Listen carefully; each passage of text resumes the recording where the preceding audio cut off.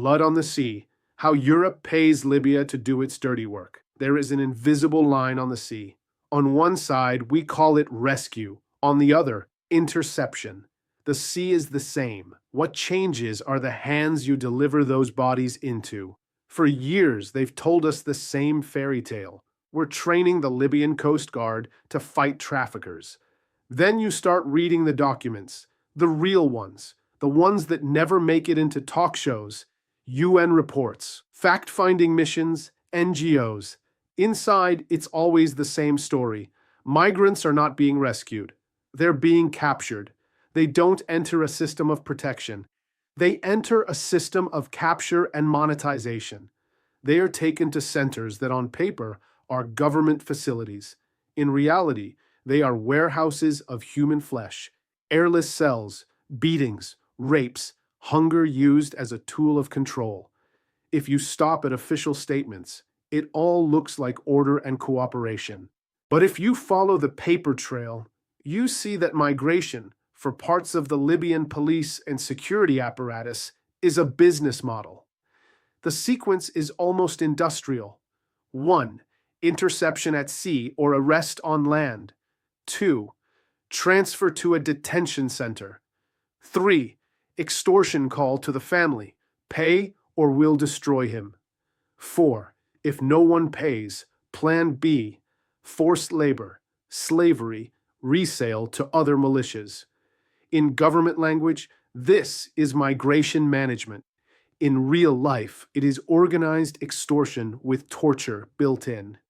The journalistic part, the one that makes you want to slam your fist on the table, starts when you cross-check the sources. You read a UN dossier. It describes systematic torture in facilities linked to Libya's interior ministry. You open an NGO report. Same center, same names, same methods. Then you flip through the contracts. Patrol boats, training, money flowing from Europe and from Italy, straight towards those same structures. The places where torture happens are the same places our governments call reliable partners. And at that point, it stops being their problem. It becomes ours. In the Mediterranean, the scene is always the same.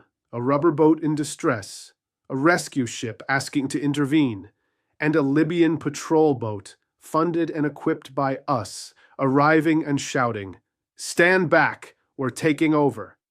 For people watching from home, it looks like order. Maps, ports, ships moving on screens. In practice, what happens is that those people are taken back into the circuit of the camps.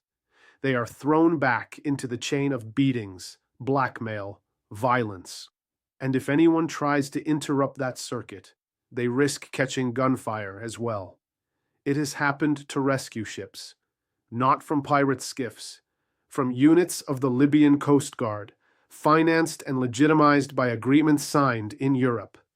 When you do the dirty work of a real reporter, you don't stop at shocking videos. You go and read the rulings.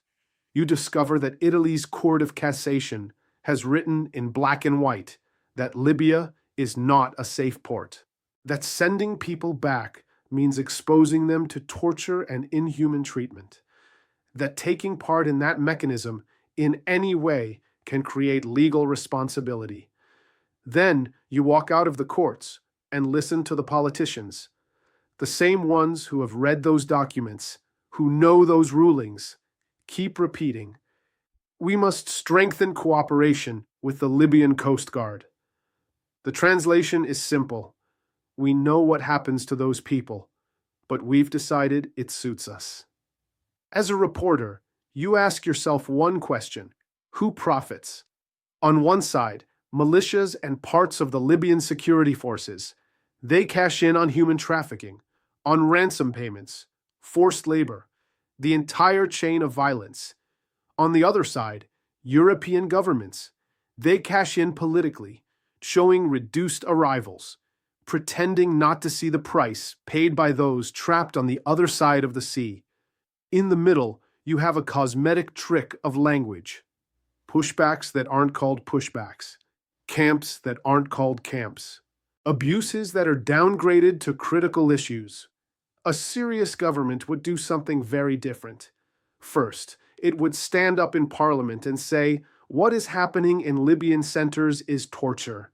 We know it. It has been documented, and from today we will no longer be complicit. Second, it would cut the flow of money, equipment, and training to forces accused of systematic crimes, until there's a verifiable system that truly respects human rights. Not yet another memorandum with a "we'll see later" clause. Third, it would shift resources to rescue operations, humanitarian corridors, legal channels of entry. Less outsourcing of violence, more assumption of responsibility. This isn't softness, it's clarity. If you finance those who torture, you're part of the problem. If you outsource your border to groups that live off kidnapping migrants, you're investing in instability, crime, and hatred. You are building exactly the world you claim to be fighting. So the final question is no longer, why is the Libyan police accused of exploitation, corruption, and torture? We already have that answer. It's in the bodies, in the scars, in the testimonies, in the reports. The real question is another. For how much longer can a government that knows all this pretend not to be complicit, just because the blood falls on the other side of the sea?